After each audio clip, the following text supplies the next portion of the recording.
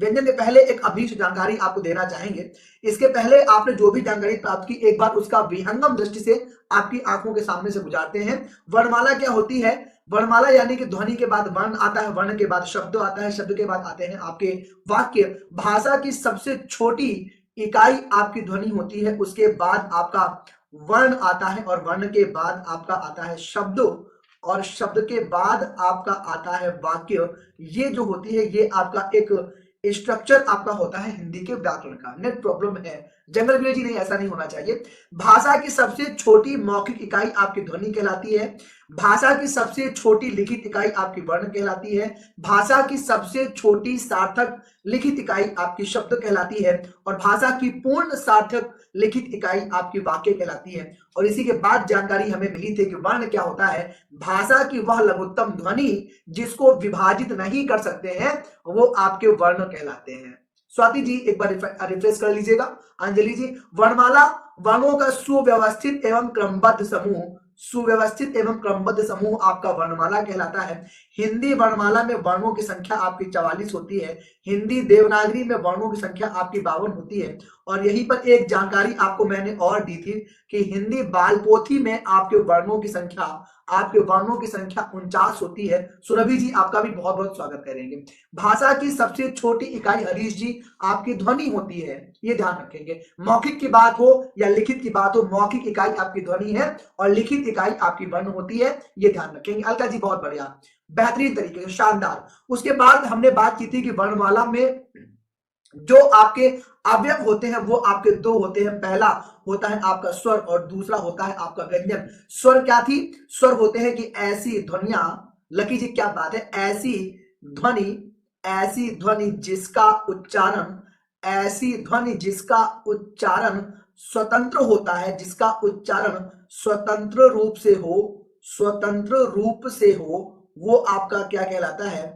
वो आपका स्वर कहलाता है। और वहीं पर हम बात करेंगे ऐसी ध्वनियां, ऐसी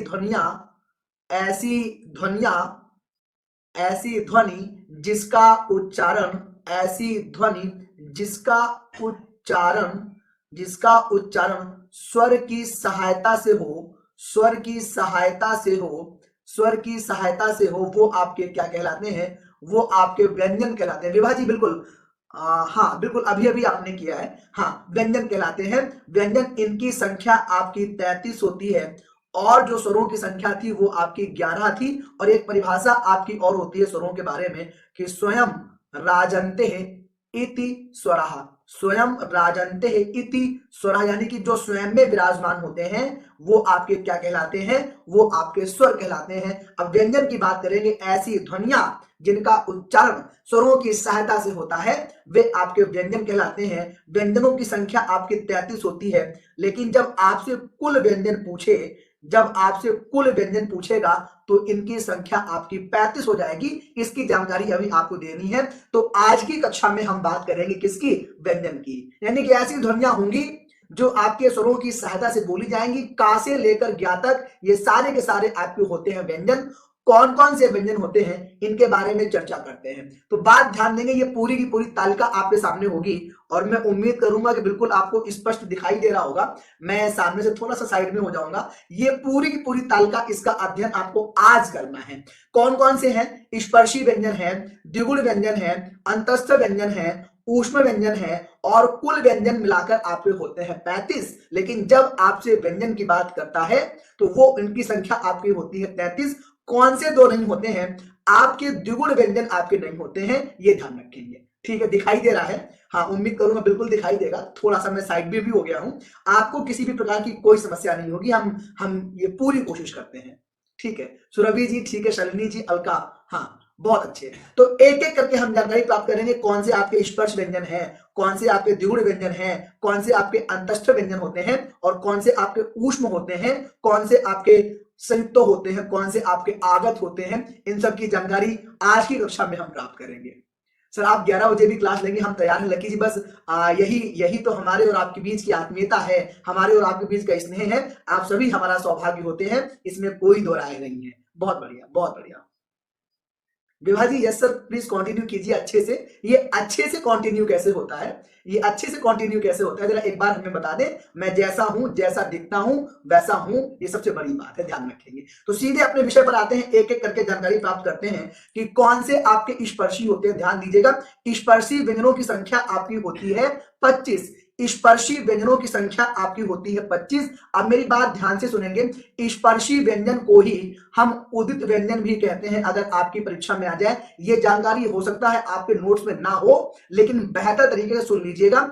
स्पर्शी व्यंजन को ही हम उदित व्यंजन कहते हैं, स्पर्शी व्यंजन को ही हम वर्गीय व्यंजन भी कहते हैं। ये ध्यान रखेंगे, ये दो प्रश्न आपकी बड़ी परीक्षाओं में पूछे गए हैं, कभी टीजीटी, कभी टीजीटी में भी आपका कई कई बार पूछा गया है। स्पर्शी व्यंजन कितने हैं, वर्गीय व्यंजन कितने हैं, उदित व्यंजन कितने हैं, तो इनकी संख्या आपकी कितनी होती है, इनकी संख्या आपकी होती है 25। कहां से लेकर कहां तक, का से लेकर मा तक इनकी संख्या 25 होती है। ये आपके 5 वर्ग होते हैं, 5 वर्ग होते हैं। पहला आपका का वर्ग हो गया, इसका उच्चारण स्थान होता है के, यानी कि इसका उच्चारण स्थान आपका होता है कंठ, इसका उच्चारण स्थान होता है टी, यानी कि इसका उच्चारण स्थान होता है तालु, इसका उच्चारण स्थान होता है एम, यानी कि इसका उच्चारण स्थान होता है मूर्धा, और इसका होता है डी, यानी कि केटीएम डीओ, इसका उच्चारण स्थान होता है दंतु, और इसका होता है ओ, यानी कि इसका होता है ओष्ठ।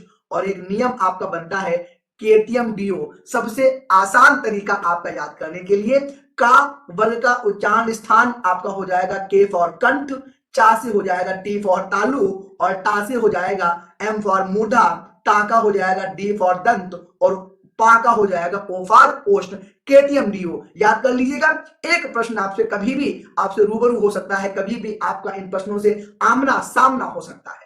अब एक सबसे बड़ी बात आपको होती है, कुछ नई बातें आज हम बताएंगे जो आपने पहले कभी नहीं सुनी होंगी, ये मैं दावे के साथ कहता हूं।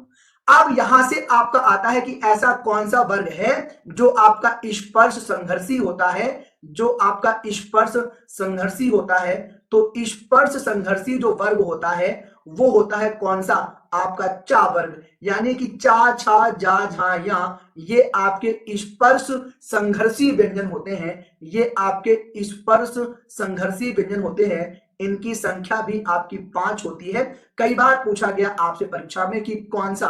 ज्योति जी अभी आप बिल्कुल निश्चिंत रहें, हम आपको बिल्कुल समझा देंगे, पूरी भैंसिया खड़ी होने दो, हम पूरी दुहेंगे, आप बिल्कुल निश्चिंत रहें, हमारी जिम्मेदारी है। ऐसे ऐसे प्रश्न जो कभी आपने सुने नहीं होंगे, आज उनके बारे में जानकारी आप प्राप्त करेंगे कि ऐसा है तो ऐसा क्यों है, इसकी वजह क्या है, जरा ध्यान दीजिएगा। विभाजी सर फिर से लाइव आइए। अरे विभाजी मैं लाइव हूं, आप एक बार रिफ्रेश कीजिए, एक बार रिफ्रेश कीजिए, बिल्कुल शीशे की तरह साफ, बिल्कुल क्रिस्टल क्लियर, बिल्कुल 24 कैरेट आपके सामने आएंगे। ये जो चा वर्ग है ये आपका स्पर्श संघर्षी व्यंजन आपका होता है, ये ध्यान रखेंगे। अब आपसे कई बार पूछते हैं कि निम्नलिखित में से कौन सा पंचमाक्षर कौन सा है।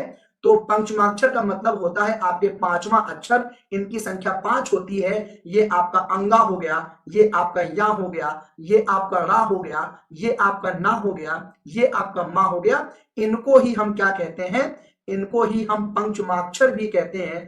आपसे कई बार पूछा जाता है कि निम्नलिखित में से कौन से पंचमाक्षर है, तो किसी भी वर्ग का अंतिम वर्ण, किसी भी वर्ग का अंतिम वर्ण आपका क्या कहलाता है, आपका पंचमाक्षर कहलाता है। स्पष्ट है क्या, सभी को स्पष्ट है, बिल्कुल शीशे की तरह साफ है, बिल्कुल क्रिस्टल क्लियर है। बस टिप्पणी सूची में आपके थंब इंप्रेशन, आपके विक्ट्री के साइन, आपके हार्ट शेप हमें मिलते रहने चाहिए, यही हमारी ऊर्जा है, यही हमारा संबल होते हैं। बिल्कुल धुआं धुआं कीजिएगा कक्षा को, एक एक प्रश्न आपका यहां से मिलवा देंगे, दावे के साथ कहते हैं। तो ये होते हैं आपके पंचमाक्षर।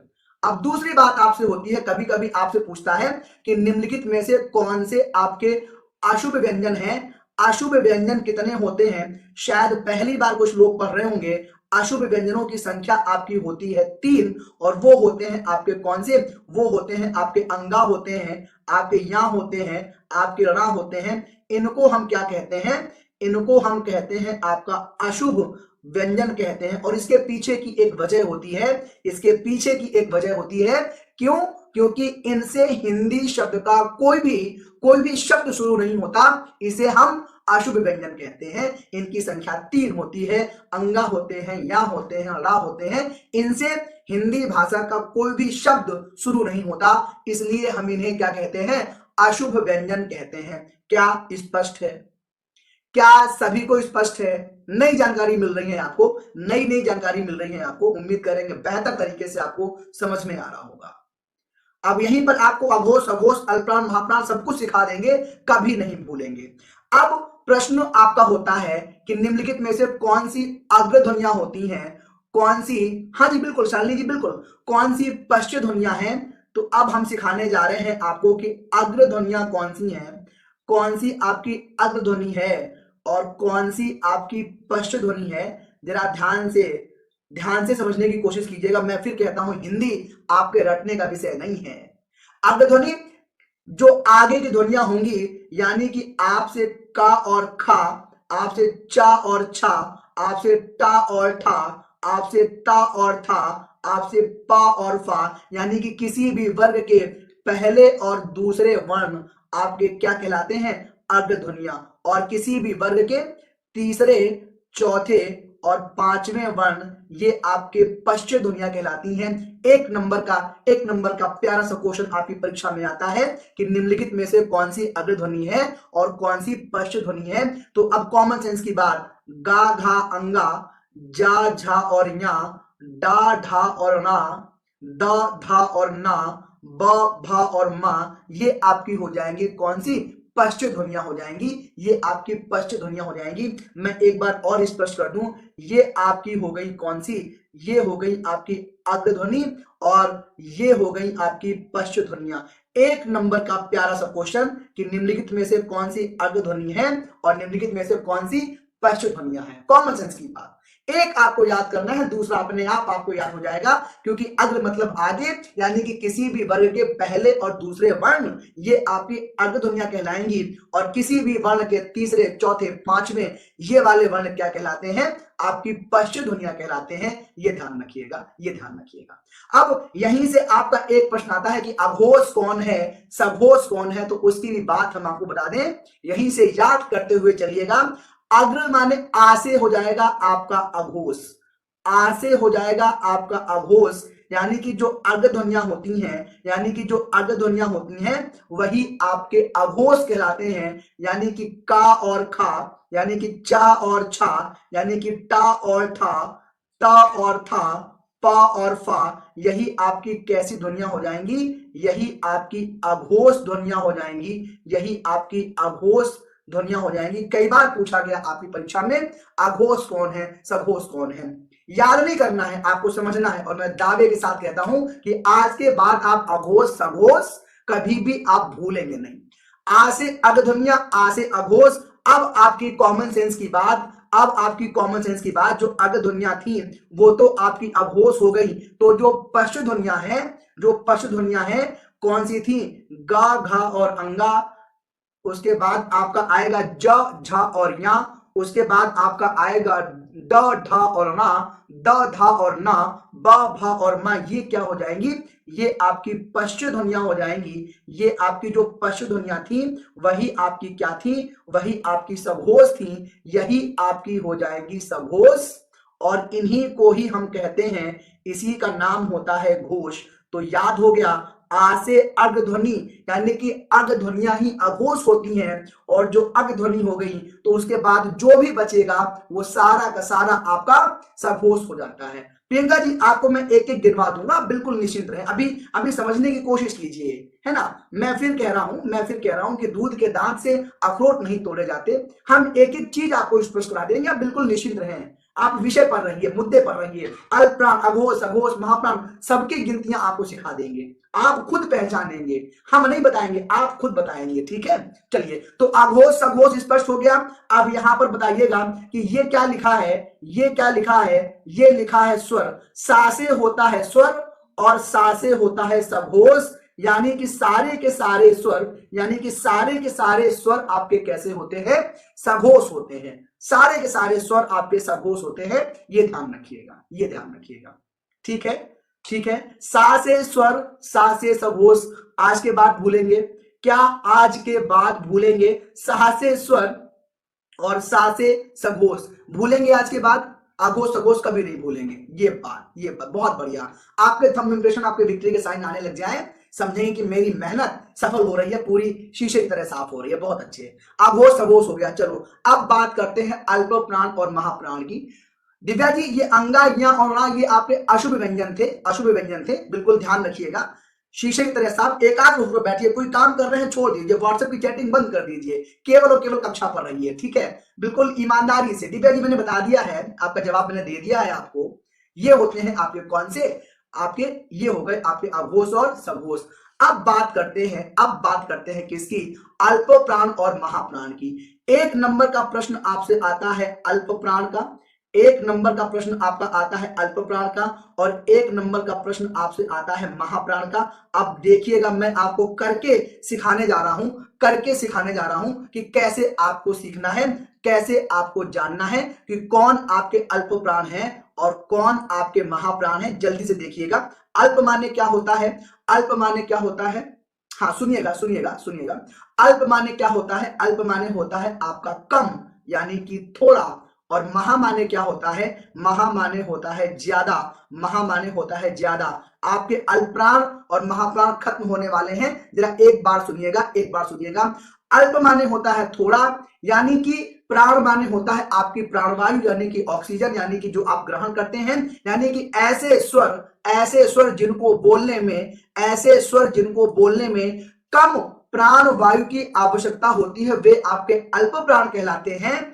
और ऐसे स्वर, ऐसे व्यंजन, ऐसे वर्ण जिनको बोलने में ज्यादा प्राणवायु की आवश्यकता होती है, वे आपके महाप्राण कहलाते हैं। अब मेरी बात सुनिएगा, कुछ भी याद करने की आवश्यकता नहीं है, अपनी हथेली को अपने मुंह के सामने लाइए, कर लीजिए, शर्म नहीं आनी चाहिए। शर्म करेंगे तो कुछ मिलेगा नहीं, कहते हैं कि इश्क में और पढ़ाई में कभी शर्म नहीं करनी चाहिए, शर्म करेंगे तो कुछ नहीं मिलेगा। अपनी हथेली को अपने मुंह के सामने लेकर आइए और बोलकर देखिए वर्णों को, जिन वर्णों को बोलते समय आपके मुख से ऊष्मा, आपके मुख से वायु निकलकर हाथ पर नहीं टकराती है, वे आपके अल्प प्राण हैं।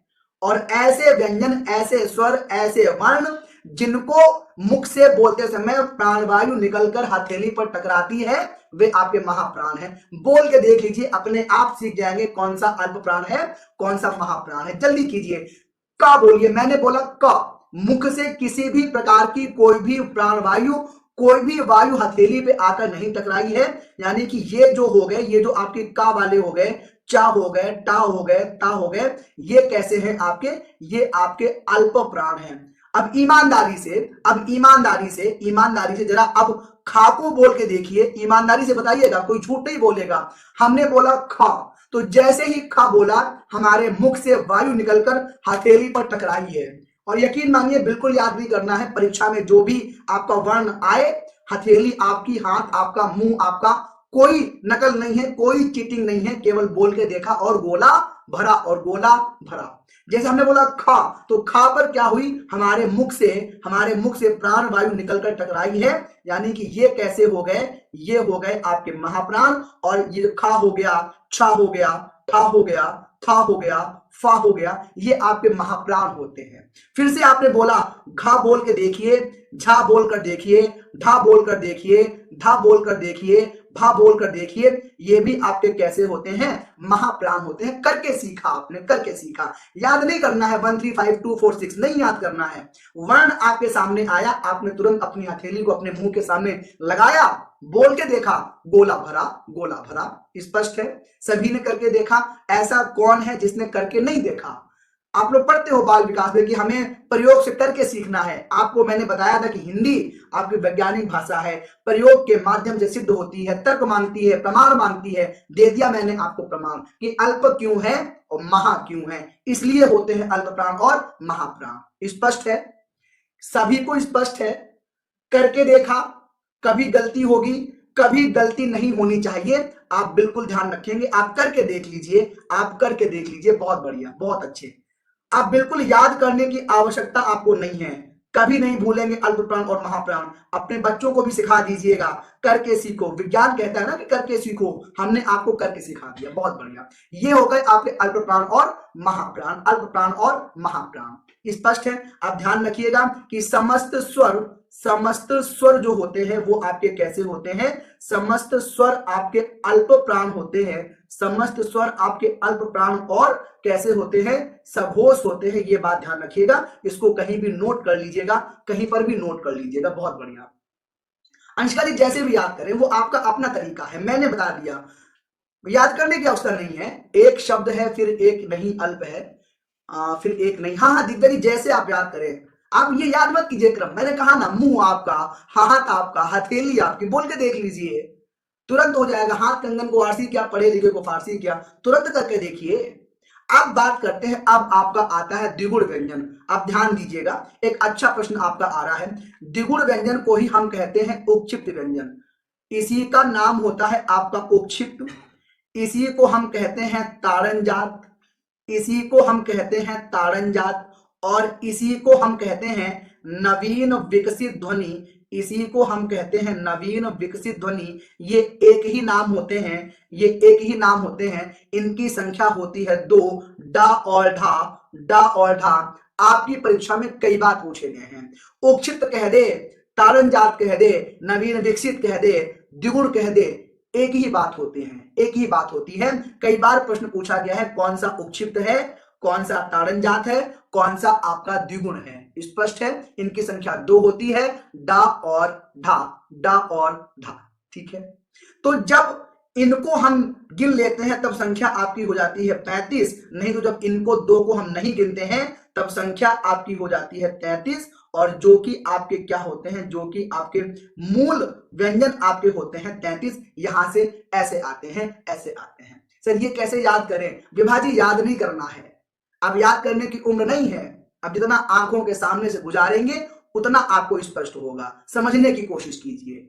अब बात आती है आपकी अंतस्थ की, तो अंतस्थ आपके 4 होते हैं, या, रा, ला और वा। इनकी संख्या आपकी कितनी होती है, इनकी संख्या आपकी होती है 4। अब ध्यान दीजिएगा, अंतस्थ को स्वर व व्यंजन के बीच की कड़ी कहते हैं, स्वर व व्यंजन के बीच की कड़ी, स्वर व व्यंजन के बीच की कड़ी कहते हैं किसको, अंतस्थ को कहते हैं। यह प्रश्न भी आपसे कई बार पूछा गया है कि स्वर और व्यंजन के बीच की कड़ी कौन से होते हैं, वो आपके अंतस्थ कहलाते हैं। दिव्या जी हम बिल्कुल कर लेंगे, अब बिल्कुल निश्चिंत रहें, हम अंतिम समय में एक बार फिर से आपकी आंखों के सामने से हम गुजरवा देंगे, अब बिल्कुल निश्चिंत रहें। अंतस्थ कहते हैं, संख्या आपकी 4 होती है। अंतस्थ क्यों कहा, आपने देखा कि ऊष्म और स्पर्शी के बीच ये स्थित है, इसलिए इन्हें अंतस्थ कहते हैं। या, रा, ला और वा ये आपके अंतस्थ होते हैं। अब बात आती है आपकी ऊष्म व्यंजन की, तो इनकी संख्या आपकी 4 होती है, श, श, स और हा, श, श, श और हा। तो मैं बता दूं आपको, ये जो शाह है ये आपका दंत शाह है, ये जो शाह है, कड़ी मतलब, अरे विभाजित कड़ी का मतलब इनके बीच की व्यवस्था, इनके बीच के वर्ण, इतना समझ में आना चाहिए आपको। कड़ी का मतलब ये हो गया कि इनके कड़ी कह दिए, तत्व कह दिया, अवयव कह दिया, कंपोनेंट्स कह दिया, भाग कह दिया, प्रकार कह दिया, भेद कह दिया, कुछ भी स्वीकार कर लीजिए, कुछ भी स्वीकार कर लीजिए। दिव्या जी यहां से बफरिंग नहीं है। अब बात आती है आपकी ऊष्म व्यंजन की, तो ये जो शाह होता है ये आपका दंत शाह होता है, ये जो शाह होता है ये आपका तालव्य शाह होता है, और ये जो शाह होता है ये आपका मूर्धन्य शाह होता है। जरा ये ध्यान रखिएगा, यहां से भी आपके कई बार प्रश्न पूछा गया है कि कौन सा आपका दंत शाह है, कौन सा आपका तालव्य शाह है, कौन सा आपका मूर्धन्य शाह है, ये इनके उच्चारण स्थान इनके होते हैं। अब एक अच्छा प्रश्न आपसे आता है, हा को लेकर पूछता है, तो ध्यान दीजिएगा, हा को हम क्या कहते हैं, हा को हम काकल्य वर्ण भी कहते हैं, सुनते रहिएगा, काकल्य वर्ण भी कहते हैं, इसी को हम हंस वर्ण भी कहते हैं, और इसी को हम स्वर यंत्र मुखी भी कहते हैं, इसी को हम स्वर यंत्र मुखी भी कहते हैं। ये ध्यान दीजिएगा। शीना ठाकर जी आपका भी बहुत बहुत स्वागत रहेगा। ये प्रश्न आपका कई बार पूछा गया परीक्षा में, कई बार पूछा गया है परीक्षा में। दिव्या जी क्या कह रही हैं, इसके ऊपर के 2 कौन से, इसके ऊपर के किसकी बात कर रही हैं, दिव्या जी किसकी बात कर रही हैं? शबीना जी यहां से कोई बफरिंग नहीं है, यहां से पूरी जो है स्पष्ट रूप से क्लास चल रही है। आप अपने नेटवर्क प्रोवाइडर से एक बार रिफ्रेश करके देख लीजिएगा, आप बिल्कुल निश्चिंत हैं। द्विगुण, दिव्या जी द्विगुण को ही हम उपक्षिप्त कहते हैं, इसी को हम तालंजात कहते हैं, इसी को हम नवीन विकसित भी कहते हैं। डा और ढा ये होते हैं। उपक्षिप्त का शाब्दिक अर्थ होता है फेंका हुआ। आप डा और ढा बोलिए, आपकी जीभ उछाल मारती है, इसलिए उपक्षिप्त कहते हैं। स्पष्ट है? स्पष्ट है, ठीक है। ऊष्म चार होते हैं, चार होते हैं। जंगल व्यू जी कोई बात नहीं है, एक बार रिफ्रेश कर लीजिएगा। श श श और हा, क्योंकि इनके बोलने से मुख से ऊष्मा का प्रवाह होता है, ऊष्म व्यंजन कहलाते हैं। स्पष्ट हो गया। उसके बाद आपके आते हैं, उसके बाद आपके आते हैं कौन से? उसके बाद आपकी परीक्षा में पूछा जाता है कि कौन से आपके आगत व्यंजन कौन से हैं। आगत व्यंजन कौन से हैं, जरा मैं ये भी बता दूं। आगत व्यंजन आपके 5 होते हैं। इन्हीं को हम ग्रहीत व्यंजन भी कहते हैं, यानी कि जो किसी दूसरी भाषा से आए हों, तो इनकी संख्या आपकी 5 होती है। कौन कौन से? ये होते हैं आपके का, ये होते हैं आपके खा, और ये होते हैं आपके ग, और ये होते हैं आपके ज, और ये होते हैं आपके फा। ये 5 जो होते हैं ये आपके आगत व्यंजन होते हैं, या फिर ये ग्रहीत व्यंजन होते हैं। ये ग्रहीत व्यंजन होते हैं। ये आपके कहां से आते हैं? ये आपके अरबी। शबीना जी मेरी तरफ से कोई भी नेट की समस्या नहीं है। अगर मेरी आवाज अब तक आ रही हो, 200 MB पर सेकंड के साथ हम आपको अपनी सेवाएं दे रहे हैं। आप एक बार जरा अपना नेट देखिए, यहां पर किसी को कोई समस्या नहीं हो रही है, केवल आपके अलावा, केवल आपके अलावा, ध्यान रखिएगा। तो यहां पर ये आपके कहां से आते हैं? ये आपके अरबी, ये आपके जो है अरबी और फारसी भाषा से आते हैं। ये आपके अरबी और फारसी भाषा से आते हैं। ये प्रश्न भी कई बार आपसे पूछा गया है कि आपके जो आगत व्यंजन हैं, जो आगत व्यंजन हैं, ये कहां से आते हैं? ये अरबी और फारसी भाषा से स्वीकार किए गए हैं। मैं एक बार फिर से लिख दूं, ये जो आपके का हो गया, ये जो आपका खा हो गया, ये जो आपका गा हो गया, ये जो आपका जा हो गया, ये जो आपका फा हो गया, ये सारे के सारे आपके क्या कहलाते हैं? ये सारे के सारे आपके आगत, ये सारे के सारे आपके आगत या फिर ग्रहीत व्यंजन कहलाते हैं। ये ग्रहीत व्यंजन कहलाते हैं क्योंकि इनको हमने ग्रहण किया है कहां से? अरबी और फारसी की भाषा से, इसलिए इन्हें हम आगत व्यंजन कहते हैं। पूछा गया प्रश्न है कि हिंदी में आगत व्यंजनों की संख्या कितनी होती है? 5 होती है। आगत स्वर आपका 1 था और आगत व्यंजन ग्रहीत व्यंजन आपके 5 होते हैं। ये ध्यान रखिएगा। कहां से लिया गया है? इनको हमने स्वीकार किया है आपका अरबी से और आपका फारसी भाषा से। स्पष्ट हो गया। ये भी प्रश्न कई बार पूछे गए हैं आपसे, कई बार पूछे गए हैं। उसके बाद आपके आते हैं कौन से? संयुक्त व्यंजन आते हैं। फिर आपसे पूछे गए हैं संयुक्त व्यंजन। संयुक्त स्वर भी आपके 4 थे। शुभम जी आगत का मतलब यह है कि आए हुए, ग्रहीत का मतलब हुआ है ग्रहण किए हुए। ऐसे व्यंजन जो हमारी भाषा के नहीं है, जो हमारी भाषा के नहीं है, जिनको हमने दूसरी भाषा से स्वीकार किया है, वो आपके आगत व्यंजन कहलाते हैं। संयुक्त व्यंजन की बात होती है तो संयुक्त व्यंजन भी आपके 4 होते हैं। पहला होता है आपका छ, दूसरा होता है आपका त्र, तीसरा होता है आपका ज्ञा, और चौथा होता है आपका श्र। ये आपके संयुक्त व्यंजन कहलाते हैं। इनकी वजह होती है क्योंकि ये आपके अन्य शब्दों से, अन्य वर्णों से मिलकर बने होते हैं। जैसे देखिएगा, आपका छा मिलता है क और शा से, आपका जो त्रा मिलता है, ये त्रा बनता है आपका ता से और रा से। आपका जो ज्ञा होता है ये मिलता है आपका जा से और आपका या से मिलता है। ऐसे ही जो आपका श्रा बनेगा, जो आपका श्रा बनेगा, ये मिलता है आपका शा से और रा से। तो ये होते हैं आपके क्या होते हैं? ये आपके संयुक्त व्यंजन होते हैं, यानी कि ये आपके किसी ना किसी स्वर से, व्यंजन से आपके मिलकर बने होते हैं। इनकी संख्या 4 होती है, छ, त्र, ज्ञा और श्रा। स्पष्ट है? क्या सभी को स्पष्ट है? यहां से कम आपके 2 से 3 प्रश्न आपकी परीक्षा में आने की पूरी संभावना होती है। ठीक है? स्पष्ट है? स्पष्ट है? अरे एक बार थंब इंप्रेशन, एक बार विक्ट्री के साइन, एक बार हार्ट शेप तो दे दो, कम से कम मालूम तो चले कि हाँ बिल्कुल स्पष्ट हो रहा है, बिल्कुल शीशे की तरह साफ है, बिल्कुल क्रिस्टल क्लियर है।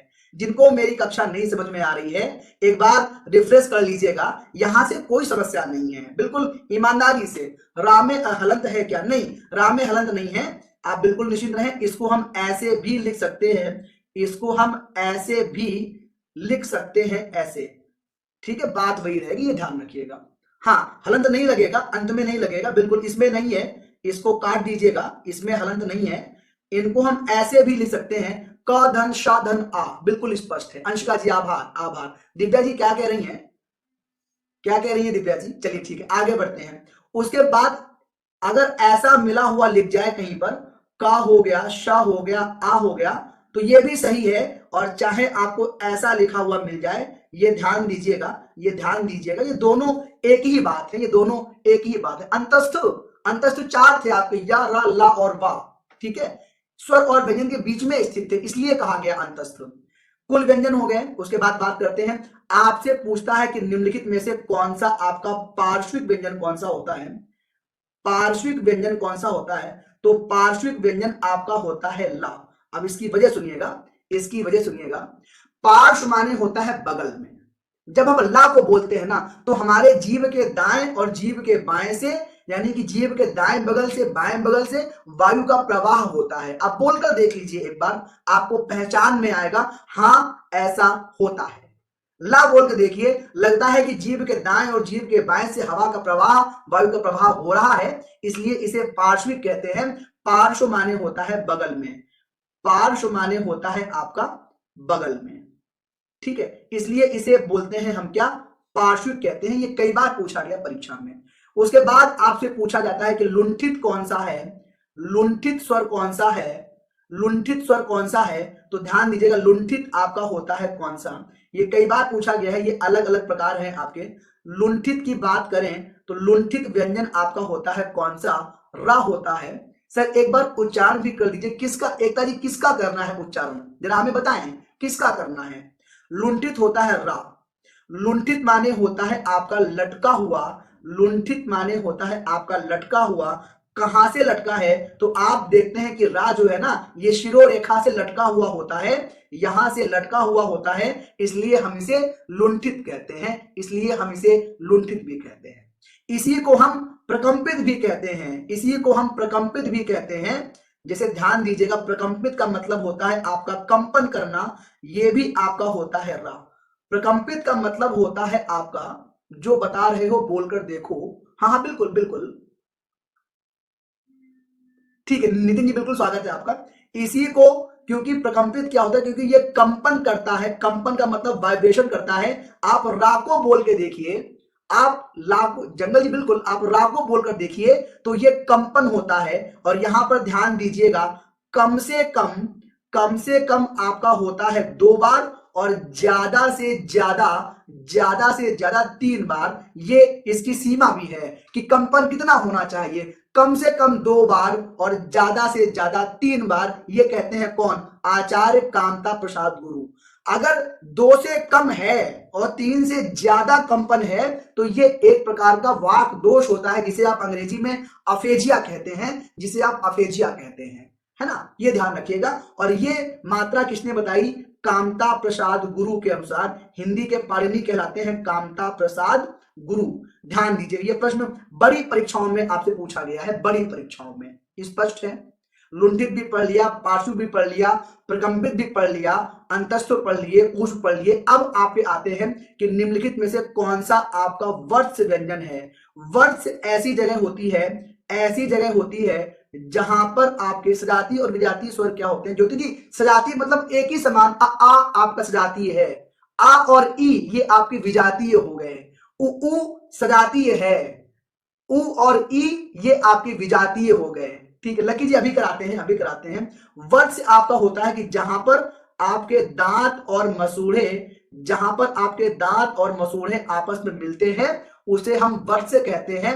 और इसका ही एक नाम आपका और है, इसे ही हम दंत मूल भी कहते हैं, दंत मूल भी कहते हैं। कभी इससे भी अगर नाम आ जाए तो ध्यान दीजिएगा, इनकी संख्या 3 होती है, स होते हैं, र होते हैं और ला होते हैं। ये 3 व्यंजन कैसे होते हैं, आपके वर्ष व्यंजन होते हैं, वर्ष व्यंजन होते हैं। जहां पर आपके दांत और मसूड़े आपस में मिलते हैं, उसे वर्ष कहते हैं।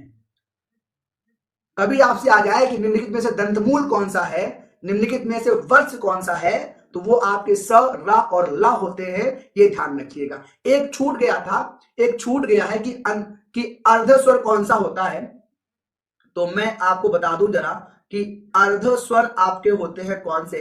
अर्ध स्वर आपका होता है कौन सा, अर्ध स्वर आपके या और वा होते हैं, या और वा होते हैं। और एक और छूट गया है आपका दंतोष्ठ। दंतोष्ठ कौन सा होता है, तो दंतोष्ठ आपका होता है वा, दंतोष्ठ आपका होता है वा। यहां से कई बार प्रश्न आने की संभावना आपकी होती है, कई कई सारे प्रश्न पूछे गए। अर्ध स्वर इसलिए कहते हैं, आप जब या बोलते हो ना तो शुरुआत में हाँ एकता जी बता रहा हूं, अरे थोड़ा सा सब्र रखना सीखिए, धैर्य बड़ी बात होती है। वो कहते हैं ना, बैठा हुआ हाथी भी खड़े हुए गधे से ऊंचा होता है। अर्ध स्वर इसलिए कहते हैं क्योंकि जब हम या बोलते हैं ना तो शुरुआत में ई की ध्वनि निकलती है और ये काम इतनी नैनो सेकंड में होता है कि हमें मालूम नहीं चलता। ऐसे ही वाह जब बोलते हैं तो शुरुआत में ध्वनि उस वहां से ऊ की निकलती है, लेकिन ये काम इतने सेकंड के 1000वें भाग में होता है कि हम पहचान नहीं पाते। शुरुआत इनकी स्वर से होती है, खत्म ये व्यंजन पर होते हैं, इसलिए इन्हें अर्ध स्वर कहते हैं, इसलिए इन्हें अर्ध स्वर कहते हैं। किसी भी किताब में, दुनिया की किसी किताब में नहीं लिखा है, आप देख लीजिएगा। आदित्य हो गई, ल्यूसेंट हो गई, रश्मि, किरण, पूजा, ये सब तथ्यहीन सारहीन किताबें हैं। मैं फिर कहता हूं कम पढ़ो लेकिन काम का पढ़ो। 100 किताबें पढ़ने से बेहतर है एक किताब को 100 बार पढ़ा जाए। स्पष्ट है, स्पष्ट है कि क्यों कहते हैं, स्पष्ट है। अर्ध स्वर या और वाह हो गए, दंतोष्ठ आपके वाह हो गए। आबाद खान जी मैं बेहतर हूं, बहुत शानदार हूं, ठीक है, चलिए ठीक है, ठीक है, स्पष्ट हो गए। अब कौन से बचे हैं, सारे के सारे आपके स्पष्ट हो गए। अब आपका आता है, अब आपका आता है द्वित्व व्यंजन किसे कहते हैं। द्वित्व व्यंजन किसे कहते हैं, जरा इस पर भी एक बार नजर डाल लीजिएगा। द्वित्व व्यंजन आपके होते हैं, ऐसे शब्द होते हैं, ऐसे शब्द होते हैं जिनमें एक आधा व्यंजन और एक बकारस दंतोष्ठ, एक आधा व्यंजन और एक पूरा व्यंजन होता है। जैसे कि हमने कहा दिल्ली, जैसे कि हमने कहा पत्ता, जैसे कि हमने कहा सम्मान, जैसे कि हमने कहा उल्लास। तो यहां पर आपको एक चीज कॉमन दिख रही होगी, एक चीज आपको कॉमन दिख रही होगी, वो क्या है, वो आपकी क्या होती है, वो आपकी क्या होती है, वो कॉमन चीज आपकी ये होती है कि पहले आधा ला आया, फिर आपका पूरा ला आ गया, आधा ला आया, पूरा ला आ गया, आधा त आया, पूरा ता आ गया, आधा मा आया, पूरा मा आ गया। तो ऐसे शब्द जिनमें एक आधा व्यंजन हो और एक आपका पूर्ण व्यंजन हो, वो आपके क्या कहलाते हैं, वो आपके द्वित्व व्यंजन, वो आपके द्वित्व व्यंजन आपके कहलाते हैं। क्या सभी को स्पष्ट है? उम्मीद करेंगे समझ में आ रहा होगा। और शायद पहली बार हिंदी के ऐसे प्रकार आप जान रहे होंगे। हाँ, बिल्ली में भी हो जाएगा, दिल्ली में भी हो जाएगा, दुपट्टा में भी हो जाएगा, मिट्टी में भी हो जाएगा। बस शर्त यह है, शर्त यह है कि जो अक्षर आधा होगा वही आपका पूरा आना चाहिए। कैसी लग रही है आपको, सच्चा भी हो जाएगा। कक्षा कैसी लग रही है, ओमपाल जी स्वागत है। पूर्ण व्यंजन, ये पूर्ण व्यंजन कौन से होते हैं, वर्षा जी क्या कह रही हैं, ये सारे सारे पूर्ण लिखे हुए हैं आपके सामने, ठीक है। कक्षा को कितने स्टार मिलने चाहिए, ईमानदारी से जरा टिप्पणी सूची में लिख के बताएं कितने स्टार मिलने चाहिए। अच्छा लग रहा है, बोले राघवेंद्र जी, आभार आभार आभार। ये लास्ट वाला वर्षा जी, इसमें देखिए जैसे कि जिसमें हमने लिखा आपका बच्चा लिखा, हमने आपका बच्चा लिखा, तो यहां पर जो आधा व्यंजन है वो चा है और पूरा भी आपका चा है, तो ये आपका द्वित्व व्यंजन हो जाएगा, द्वित्व व्यंजन, ठीक है, ठीक है, ओमपाल जी आभार रहेगा। तो ये होते हैं आपके सारे के सारे व्यंजन। अब एक बार रिवाइज कर लेंगे। व्यंजन 3 प्रकार के होते हैं, स्पर्श व्यंजन होते हैं, अंतस्थ व्यंजन होते हैं, ऊष्म व्यंजन होते हैं। स्पर्श आपके होते हैं का से लेकर मा तक, अंतस्थ आपके होते हैं याद होते हैं, रा होते हैं, ला होते हैं, वा होते हैं। ऊष्म भी आपके 4 होते हैं, शा होते हैं, शा होता है, सा होता है और आपका हा होता है। ये ध्यान रखेंगे, ये ध्यान रखेंगे। पूरे स्टार, आभार आभार, आपके स्टार यही हमारी जिजीविषा है, यही हमारी ऊर्जा होते हैं। व्यंजन आपने देख लिए, ये स्पर्शी व्यंजन है, इनकी संख्या आपकी 25 होती है। ये आपके अंतस्थ व्यंजन है, इनकी संख्या आपकी 4 होती है। ये आपके ऊष्म व्यंजन है, इनकी भी संख्या आपकी कैसी होती है, 4 होती है। इनकी भी संख्या आपकी 4 होती है और इन सबके बारे में आप अभी बिल्कुल पढ़ चुके हैं, बिल्कुल भाप निकल रही है ना। आगे बढ़ेंगे, आगे बढ़ेंगे। स्पर्श व्यंजन आपके ये थे, इन्हीं को हमने वर्गीय व्यंजन भी कहा, इन्हीं को हमने उदित व्यंजन भी कहा। ये सारी की सारी जानकारी आपको अभी मिल चुकी है। का से लेकर मां तक इनकी संख्या 25 होती है, बिल्कुल धागा खोल दिया है हमने। ठीक है, ठीक है, ठीक है बेला जी, बिल्कुल आभार। ठीक है सुरभि जी, आभार रहेगा। ठीक है, उसके बाद आपके पास आए थे संयुक्त व्यंजन आए थे, इनकी भी जानकारी आपको मिल चुकी है। ये 4 होते हैं, ये 4 होते हैं। अब सब हो गया। ठीक है, लकी जी आभार, दीपा जी आभार रहेगा, शुभम जी आभार। अब यहां से एक प्रश्न आने की संभावना आपकी होती है उच्चारण स्थानों से, कि कौन कौन से आपके उच्चारण स्थान हैं। कोई बात नहीं दीपा जी, कोई बात नहीं। कंठ से आपके आते हैं काखा गाघा अंगा, अकुह विसर्जनीय कंठा। तालु से आपके होते हैं चाछा जाझा या और शाह, इनका उच्चारण स्थान तालव्य होता है। टाठा डढ़ाना और शाह ये होते हैं आपके मूर्धा। अभी हमने आपको याद दिलाया था केटीएम डीओ, याद दिलाया था, वही है आपका। दंत आपका होता है ता था दा धा ना, ला और सा, ये आपके दंत होते हैं। ममता जी आप भी हैं, आभार रहेगा। ओष्ठ आपके होते हैं पा फा बा भा मा, जिनको हम होंठ से बोलते हैं, और ये होते हैं आपके नासिका, नासिक के, यही आपके पंचमाक्षर भी थे, यही आपके पंचमाक्षर भी थे। और दंतोष्ठ आपका होता है वाह। इनके बारे में जानकारी आपको मिल चुकी है। ये आपका के था, ये आपका टी था, ये आपका एम था, ये आपका डी था, ये आपका ओ था। केटीएम डीओ अभी पीछे हमने पढ़ा था, बिल्कुल भाप निकल रही है, निकल रही है कि नहीं निकल रही है, एकदम बेहतरीन तरीके से, बहुत अच्छे। ठीक है, ठीक है, दिव्या जी आभार रहेगा, दिव्या जी आभार रहेगा। बस यही एटीट्यूड है जो अपना होता है, मेरा एटीट्यूड आप सभी हैं, आप सभी मेरा सौभाग्य हैं, बिल्कुल ठीक है। आगे बढ़ते हैं, महाप्राण और अल्प प्राण की बात करेंगे। थोड़ा सा मैं बीच में आ रहा हूँ, नहीं आ रहा हूं, नहीं, थोड़ा सा मैं हट जाता हूं, सीधा आपको स्पष्ट हो जाए अच्छी तरीके से। अल्प प्राण क्या होते हैं, वर्गों के प्रथम तृतीय और पंचम वर्ण, वर्गों के प्रथम तृतीय और पंचम वर्ण, यानी कि आपने याद किया था कि 1 3 5 ये आपके अल्प प्राण थे, और आपके जो अंतस्थ थे, और आपके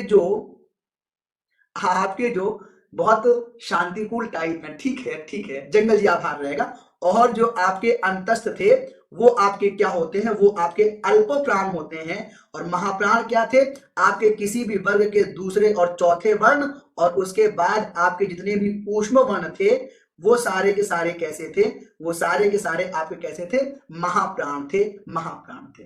अंकित जी आभार, आभार, आप पढ़वा लेते हैं हमसे, सारी की सारी जिम्मेदारी ऊर्जा आपसे होती है। घोष की बात कर रहे थे, घोषत्व के आधार पर, या फिर आपसे कभी कहे कि नाद के आधार पर स्वर कितने प्रकार के होते हैं, तो घोष अघोष, किसी भी वर्ग के पहले घोष थे आपके तृतीय चतुर्थ और पंचम वर्ण, जिनको हमने पश्च ध्वनि भी कहा था, आपको याद आ रहा होगा। और अंतस्थ जितने थे, और आपके अंतस्थ थे, और आपके जितने भी स्वर थे, जितने भी स्वर थे, ये सारे के सारे आपके क्या थे, ये आपके सघोष थे। अघोष की बात करेंगे तो पहले और दूसरे वर्ण, और आपके श, स, और आपका श शो श, और आपका विसर्ग, ये कैसे होते हैं, ये आपके अघोष होते हैं। यानी कि यही आपकी अग्र ध्वनियां थी, याद आ रहा होगा, आ से अग्र ध्वनि, आ से अघोष, और पा से पश्च ध्वनि, और ये थी आपकी सघोष। ठीक है, चलिए। प्रिया जी, जिह्वा मूली आपका संस्कृत में काम आता है, यहाँ पर आपका वो स्तर नहीं है, आप बिल्कुल निश्चिंत रहें, आप बिल्कुल निश्चिंत रहें। हमें पता होता है ना कि जैसा गाल वैसा तमाचा, जैसी देवी वैसी पूजा, जस दूल्हा तस बने बराती। हमें पता है कि आपकी परीक्षा का स्तर क्या है, आप बिल्कुल निश्चिंत रहें। ठीक है, चलिए। ऐसे तो फिर आपका पेशीय संतुलन के आधार पर, कोमल तालु के आधार पर, कठोर तालु के आधार पर, ऐसे और भी होंगे विभाजन, लेकिन हमें उतना रहना है जितना आपकी परीक्षा के लिए उपयुक्त है। बाकी हमें पीएचडी नहीं करनी है, हमें शोध नहीं करना है, हमें बस आपकी जो यूपीटीटी के 30 नंबर की हिंदी है, हमें उसमें 31 नंबर लेके आने हैं, और बड़ा लक्ष्य हमारा नहीं है। ठीक है, चलिए आगे बढ़ेंगे। तो ये होती है आपकी आज की कक्षा, और उसके पहले हमने उपक्षिप्त की जानकारी हमने प्राप्त कर ली है।